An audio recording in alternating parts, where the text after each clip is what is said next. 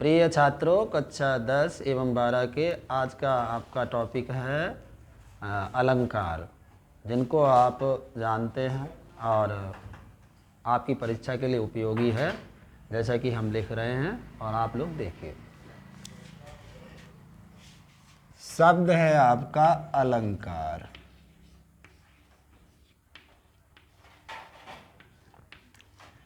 अलंकार जो शब्द है, ये शब्द दो शब्दों से मिलकर बना है।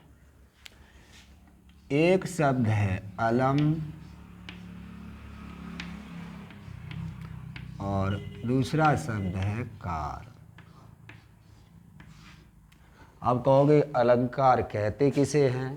तो कहने का मतलब है काव्य की शोभा बढ़ाने वाले वर्णों शब्दों को हम अलंकार कहते हैं। जिस प्रकार से मानव शरीर की शोभा वस्त्रों एवं आभूषणों से बढ़ती है, उसी प्रकार से काव्य की शोभा अलंकारों के द्वारा बढ़ती है। दूसरी बात आती है, अलंकार कितने प्रकार के होते हैं? तो देखिए बच्चों, अलंकार 3 प्रकार के होते हैं। अलंकार 3 प्रकार के होते हैं।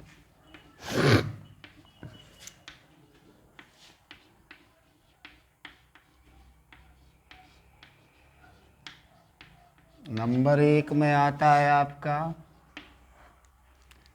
शब्दालंकार।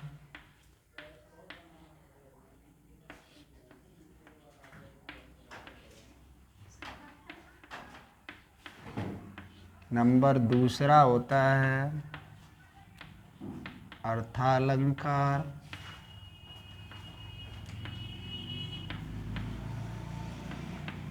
और नंबर 3 होता है उभयालंकार। उभयालंकार।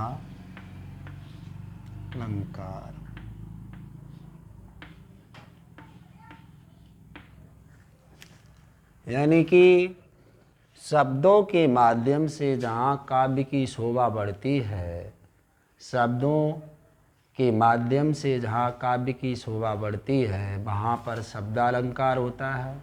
एवं काव्य के माध्यम से जहाँ पर अर्थों के द्वारा काव्य की शोभा बढ़ाई जाती है, वहाँ पर अर्थालंकार होता है। और शब्द एवं अर्थ दोनों के आधार पर जहाँ पर काव्य की शोभा बढ़ाई जाती है, वहाँ पर उभयालंकार होता है। यहाँ पर कक्षा 10-12 के लिए महत्वपूर्ण कुछ अलंकारों के बारे में हम चर्चा करते हैं।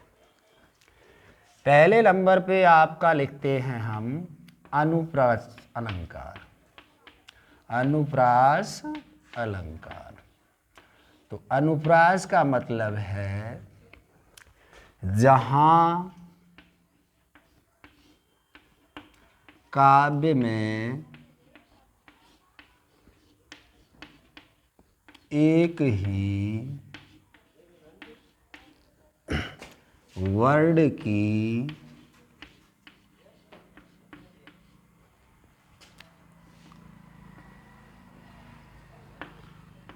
बार बार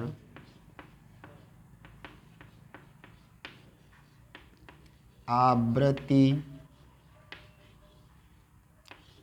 हो, वहाँ पर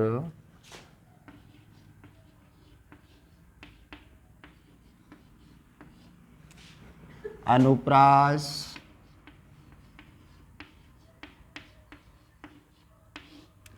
अलंकार होता है। कहने का मतलब है जहाँ काव्य में एक ही वर्ण की बार बार आवृत्ति हो, वहाँ पर अनुप्रास अलंकार होता है। जैसे उदाहरण के अनुसार सीखें, तरनी, तनुजा, तट, तमाल तरुवर बहु छाये। सब झुके कूल सो जल परशन हित मनहु सुहाए।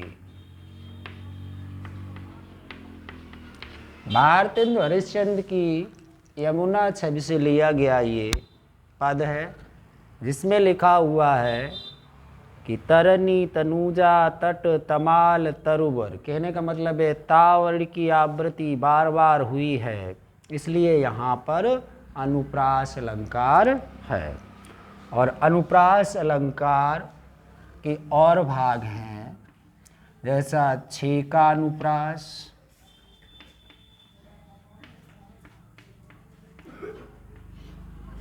लाटानुप्रास,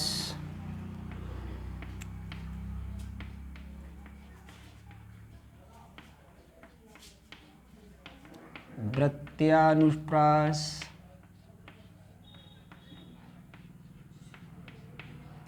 और श्रुत्वानुप्रास।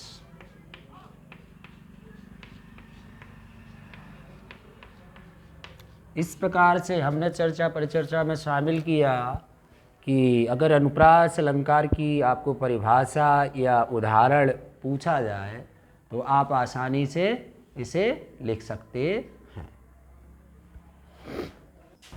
देखिए, अगला आपका जो अलंकार है उस अलंकार का नाम है श्लेष अलंकार। क्या नाम है बेटा? श्लेष अलंकार। श्लेष अलंकार।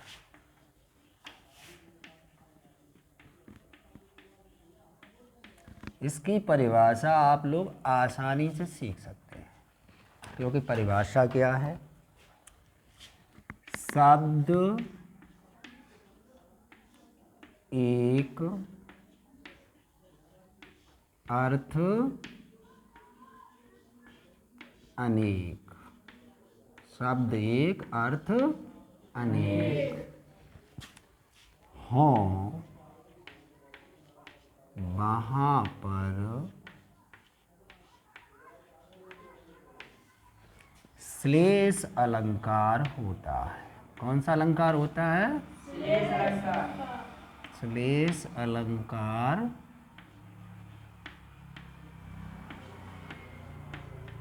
होता है।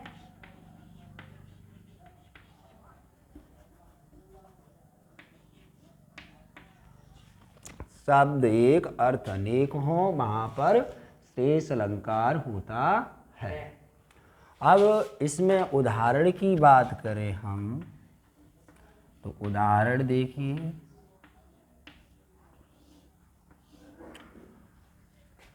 रहीमन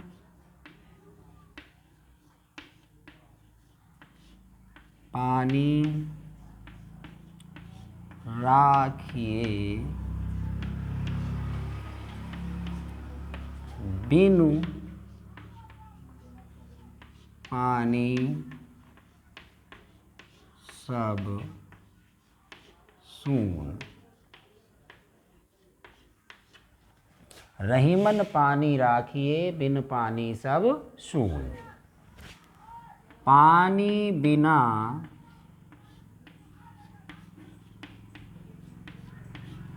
न उबरे मोती मानुष चून। कहने का मतलब है, एक ही शब्द जब अनेक बार काव्य में आए तो वहाँ पर श्लेष अलंकार होता है। जिस प्रकार से बिन रहीमन पानी राखिए बिन पानी सब सून, कहने का मतलब बिना पानी के न तो मोती की उत्पत्ति हो सकती है, ना मनुष्य जीवित रह सकता है, और न ही चून यानी आटा माड़ा जा सकता है।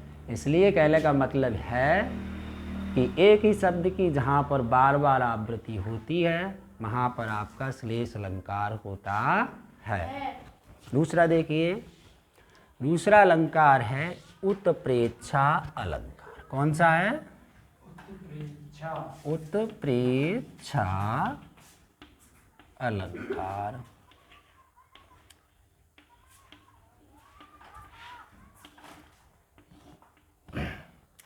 जहाँ पर उपमेय में उपमान की, कहने का मतलब है जहाँ उपमेय में उपमान की संभावना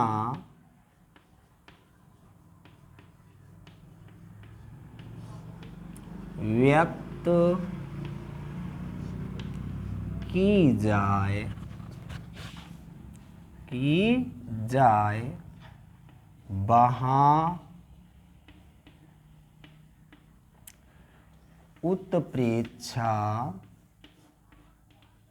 उत्प्रेक्षा अलंकार होता है। कहने का मतलब है जहाँ उपमेय से उपमान की संभावना की जाए वहाँ उत्प्रेक्षा अलंकार होता है। इसमें जहाँ कहीं पर मनु, मानो, जनु, जानो शब्द भी पाए जाते हैं। अब जैसे उदाहरण देखें हम, तो उदाहरण में आपको मिलेगा कि सोहत, ऊड़े, ऊड़े, पीतपटु, पीतपटु, श्याम सलोने गात, श्याम सलोने गात, मनहु, मनहु शब्द आ गया है, नीलमणि, शैल पर, आतप, परियो, प्रभात। कहने का मतलब है कि अगर उपमेय में उपमान की संभावना की जाए एवं मनु, मानो, जनु, जानो जैसे शब्द आए तो वहाँ पर क्या होता है? उत्प्रेक्षा अलंकार होता है। जिस प्रकार से मनहु शब्द दिया गया है, यानी कि किसी चीज में किसी चीज की संभावना हुई है। अगला देखिए, आपका जो अलंकार है वो अलंकार है यमक अलंकार।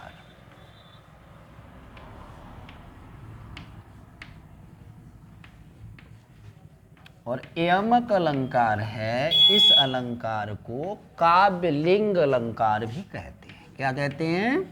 काव्यलिंग। इसे काव्यलिंग अलंकार भी कहा जाता है। तो इसकी जो परिभाषा है उस परिभाषा के बारे में ध्यान दीजिए कि जहाँ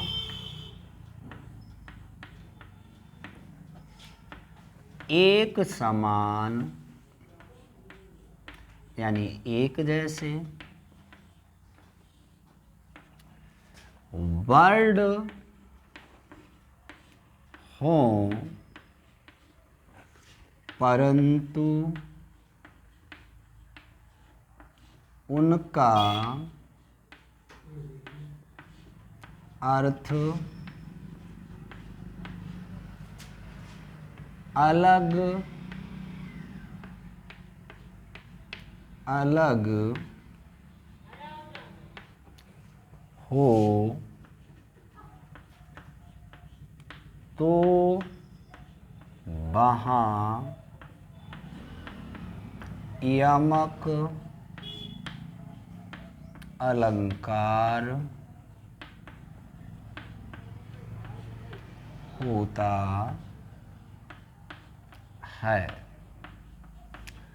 कहने का मतलब है जहाँ एक समान वर्ड दिए गए हों परंतु उनके अर्थ अलग अलग हों यानी भिन्न भिन्न हो तो वहाँ पर आपका यमक अलंकार होता है। जैसे उदाहरण समझें,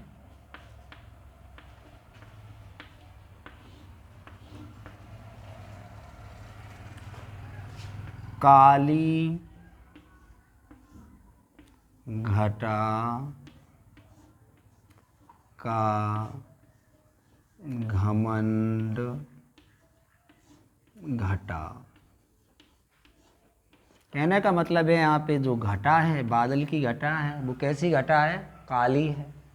वो घटा से यानी बादल से तात्पर्य है। दूसरा तात्पर्य है घटने से। किससे? घटने से, यानी कि उसका जो घमंड है वो क्या है? घट गया है। इसलिए ये उदाहरण छोटा है और आसानी से आप लोग लिख पाएंगे, यानी काली घटा का घमंड घटा। दूसरा उदाहरण जो स्वप्रचलित है कि कनक, और फिर से कनक दे दिया, कनक कनक तय 100 गुनी मादकता मादकता अधिकाय।